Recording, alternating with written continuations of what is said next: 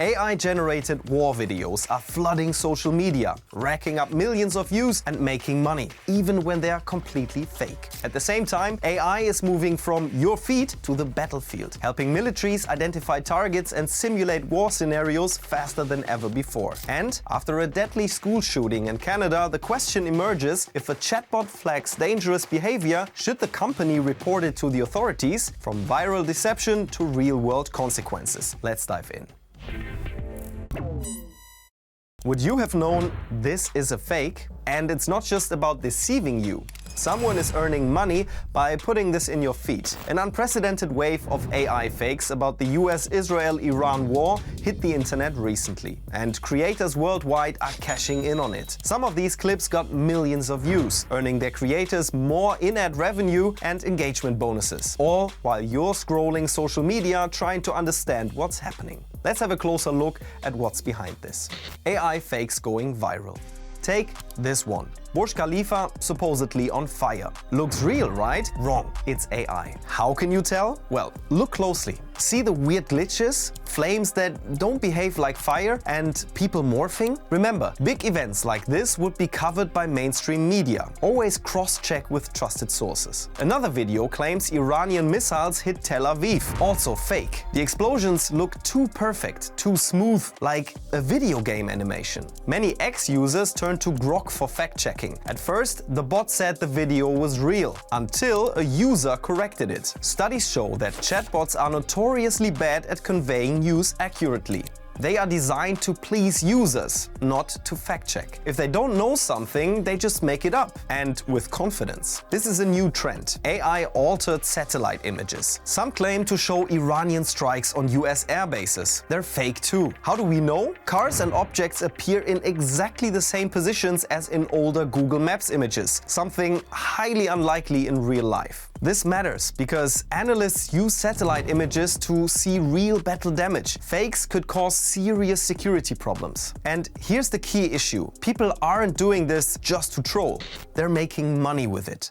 Platforms pay creators based on views, likes, and engagement. However, getting paid isn't as easy as just signing up. Your account usually needs verified views and followers, and in some cases, a premium subscription. TikTok pays creators via their creator fund. On YouTube, Meta, and X, it's mostly ad revenue or brand deals. The more reactions a video gets, the greater the reach, and the more money is being made. AI-generated war content seems to be a money printer. For one, war content triggers huge emotional reactions. Also, it's quick and easy to produce realistic-looking footage nowadays. There's a whole range of tools available. From the idea and generation to the upload on social media, almost anything can be automated. People are pushing out high volumes of AI slop and misinformation like we've never seen before. Shouldn't platforms put a stop to this? Platforms are trying to fight back. X suspends creators for 90 days for AI war videos that are not labeled as such. Meta and YouTube also promise to crack down on AI-generated spam and block their monetization. But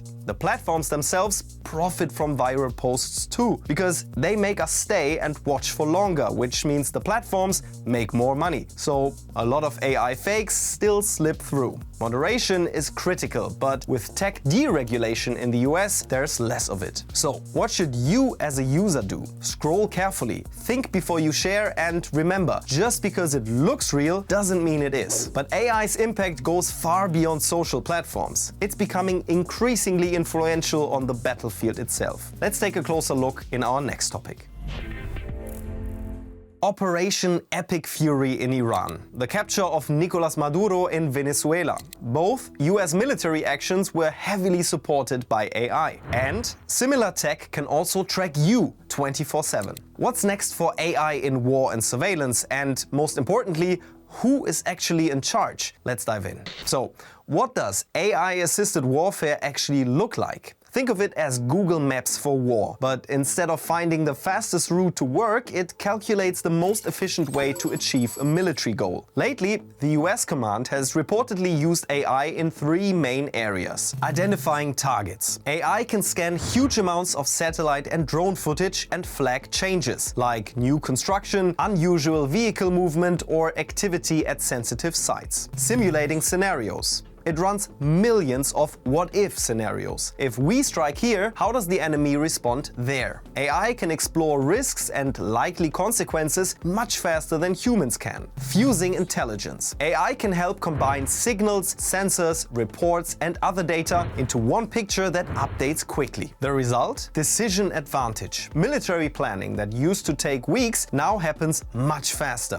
But beyond the battlefield, AI is already used for massive public surveillance. ICE is using similar tech to track immigrants. Many users worldwide strongly criticize this use of AI and the connection between government efforts and private AI companies. With the Iran war, it's at the center of global controversy. Anthropic is the US company behind Claude, the AI which has reportedly powered the military actions in Iran and Venezuela. Anthropic has consistently stated two red lines. First, no mass domestic surveillance using its AI systems in the US. And second, no use of Claude to operate fully autonomous weapons without human oversight. Because of these guardrails, Anthropic has fallen out of favor with the Trump administration. Trump has ordered all federal agencies to stop using Anthropic's technology. Interestingly, Anthropic AI was still used in the US attacks on Iran. Now, stay tuned for a drama between AI companies and Washington, D.C. that landed right in users' laps. Enter OpenAI. Just hours after Anthropic was blacklisted, Sam Altman stepped in, quickly signing a massive deal with the Department of War. Critics were ringing the alarm instantly, calling OpenAI's initial safeguards vague and full of legal loopholes. The public didn't wait for an explanation, they boycotted. The number of people deleting ChatGPT in the US jumped by 295% in just one day. Users fled to Anthropic and Claude became the #1 AI app in several countries. Since then, Altman has been in damage control. He admitted the move looked opportunistic and sloppy, and has now amended the deal to include explicit bans on mass domestic surveillance and unmonitored AI access to autonomous weapons. Why is this important? If the company with the seemingly looser rules wins the contract and national laws on the use of AI in conflicts remain vague, all of us will feel the consequences. The way forward. The defense industry insists that AI in warfare is a moral necessity. They argue AI can reduce the effect of human error and leads to more precise decisions, which results in less collateral damage. Well, AI is fast, but it makes mistakes. And when applied to autonomous weapons or nuclear arsenals, those mistakes could become catastrophic. In simulated crisis scenarios, leading AI models escalated to nuclear signaling in 95% of cases, meaning they threatened nuclear action. That's the finding of a recent study by King's College London. Under time pressure, one of the models became even more aggressive and crossed the highest nuclear thresholds in some scenarios. Bottom line, we need clear regulations on AI in warfare, and governments need to be aware of which AI companies they're working with and what their financial interests are. What is your take on all of this? Let us know. Your chats with bots like ChatGPT are not fully private. Who checks them? And should police have a backdoor policy in the name of public safety? The debate heated up in February. In Canada, a school shooter had been banned from OpenAI 8 months before the tragedy happened. She had sent disturbing messages to ChatGPT. After the shooting, police are asking why they weren't told sooner. And users are wondering, are tech companies reading everything we write? How much oversight is necessary? And how much privacy can we afford? Let's dive in.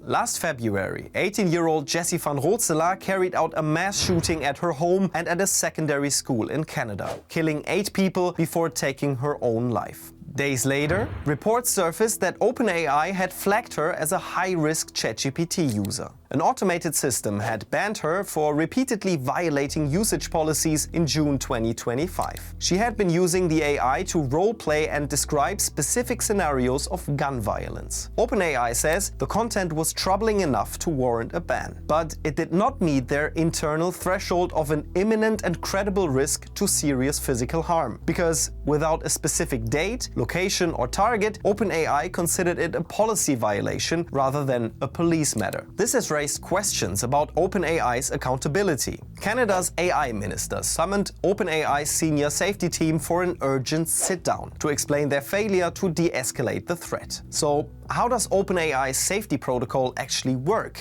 And when do chats get flagged? OpenAI's usage policies spell out what is not allowed. Anything that furthers violence, self-harm, illegal activities, or weapon misuse. Every time you hit send, automated classifiers scan the message. These tools look at more than keywords. They also check context. And they produce a risk score between 0 and 1. Higher scores mean higher confidence of a violation. Talking about a violent movie might trigger a 0.1, but discussing a mass shooting could trigger a 0.8 and lead to a ban. That includes alerting OpenAI's human safety staff. In the Canadian case, the shooter hit a high score for furtherance of violent activities back in June 2025. That was enough for the AI company to ban her, but, and this is critical, not enough for OpenAI's human team to report her to the police. By the way, do you need to worry if you get flagged? In short, no. If ChatGPT refuses an answer or gives you a policy warning, you aren't automatically a suspect. These standard flags happen by the millions and are usually just a digital dead end, not a police matter. You only enter the danger zone if you hit the escalation threshold. On the one hand, we have public safety. Critics say that if an AI system flags a potential threat, keeping it private can feel like negligence. Some ask whether tech companies have become digital bystanders, sitting on warnings instead of acting. In the physical world, doctors, lawyers, and psychiatrists are often legally bound to break confidentiality if a client poses a clear threat. So why should it be any different for a multi-billion-dollar AI company? On the other hand, there is personal privacy. If every troubling message has to be reported, where would it stop? Your late-night vent? Your creative writing? Even a dark joke could spark a police visit. Experts warn this could create a chilling effect, where users stop being honest with the AI out of fear that their words are being fed directly to a government database. There's no easy answer, but as AI systems become more and more part of our daily lives, we need a public debate and smart regulation to decide where we draw the line. What's your take? Let us know. That's all from me today. Bye and see you next time.